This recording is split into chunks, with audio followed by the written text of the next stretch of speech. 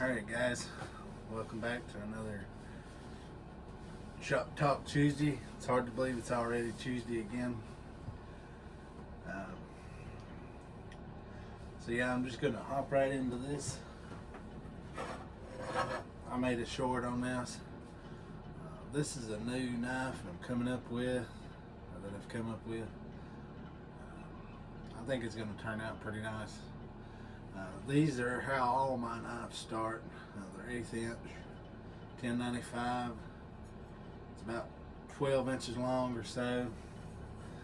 And I cut these out, harden them, and all that mess. Here's two more everyday carries that I've got that I'm gonna make.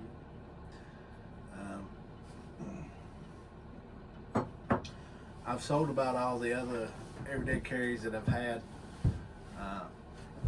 They just seem to go pretty good. So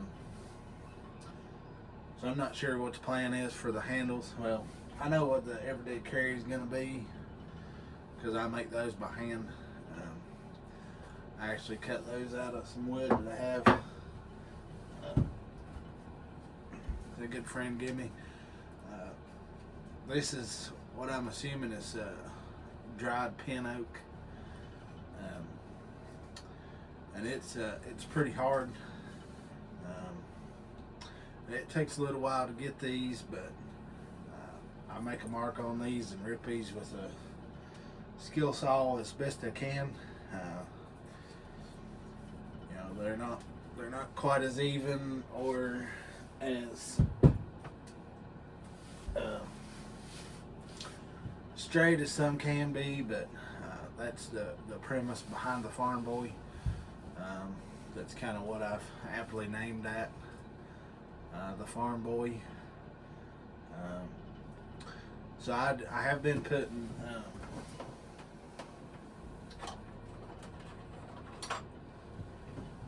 G10 liners behind those, and behind each side, and that's kind of how they start out as, just to kind of give you a scale of things. They're not going to be perfect. Now I do a little bit of prep with these to get them pretty well right, but they're not as consistent as, say, like store-bought stuff. But those are the ones that I put on the Farm Boys because, well, the Farm Boy is not perfect, and it's a very functional knife.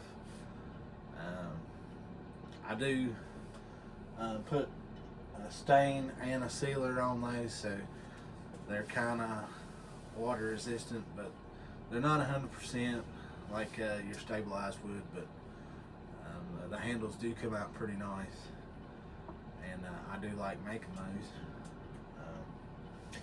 And as far as this one goes, I'm not real sure on that one. I just felt like making something a little bit different. This is kind of going to be like a hunting series style knife. Let's see, I have made one of these and put the orange G10 handles on, but this is kind of be another one of those style knives. I think it's going to fit the hand quite nice, and it's going to have a pretty nice little handhold back here. Your hand will kind of be more focused up toward the front, so it's going to have a little bit more of a dip in it for your hand to keep them slipping up on the blade and all that. But yeah, that's kind of how they all start. I'm not sure on the handle material on that one just yet, because I have some acrylics.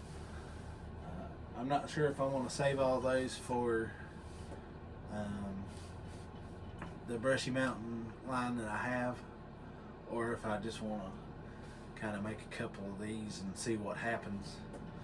Um, like I said, I'm getting ready. I'm geared up, getting ready to go to an event this not this weekend, but the next weekend, and hopefully I'll sell some knives. Um, but the Rivers Experience, he's a YouTube channel on here, and I've taken some of his advice and have learned quite a lot from him. And he brought up a topic that is that kind of, I don't know, would hurt some feelings, and so I'm gonna kind of go along with his idea. I think he posted that like 2 weeks ago. If you go to like a blade show or something like that, and you pick up a Damascus blade that's say like anywhere from $30 to $50. Usually they're gonna have like a plastic handle. It's not gonna be real bone, it's gonna be plastic. And the Damascus part of that is it's just gonna be like a laser etch. Now granted, it'll be a hard etch, but the steel that's in it is just going to be a proprietary, almost probably like a mono steel, and it's going to be of lower quality. But if you walk up to the table, kind of like he had, and they're going to range from, his prices are quite a bit higher than mine. But I think he's selling his stuff for like somewhere around $250, and it's not Damascus. And he goes over that in his video. The Damascus that he makes was, he was charging like $700 a knife for, which all the work that goes into that, I can totally see that. Which I've not done Damascus, but I kind of totally agree with his line of thinking on the quality of a handmade knife versus a Damascus style knife that you can kind of get anywhere. That's going to range in price from $30 to $50. You don't see very many of those on like Amazon. Well, you see a whole lot of those, but you don't see very many handmade knives on there. And the reason being for that is the price point. They like to make as much money as they can while they can, selling a subpar product. But that's how they make money,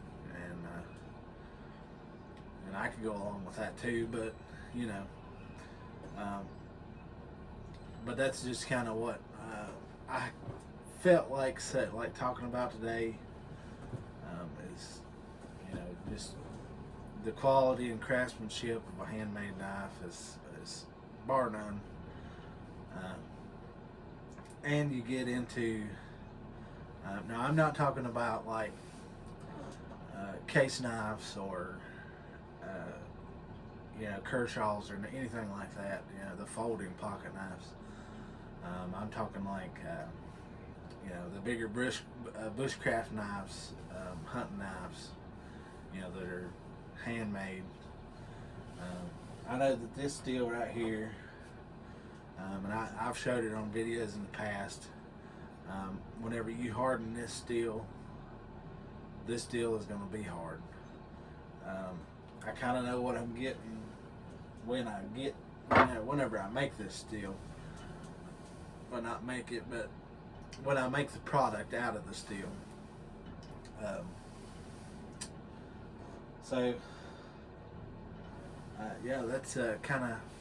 kind of how I feel about that. There's nothing really changed in the shop other than I finished up a couple of knives that y'all probably not seen, but I wanted to go ahead and do this Shop Talk Tuesday, and that way I can get it edited and posted. If y'all have any questions or comments, y'all can leave them in the bottom, and I'll try to answer them the best I can, the best of my ability.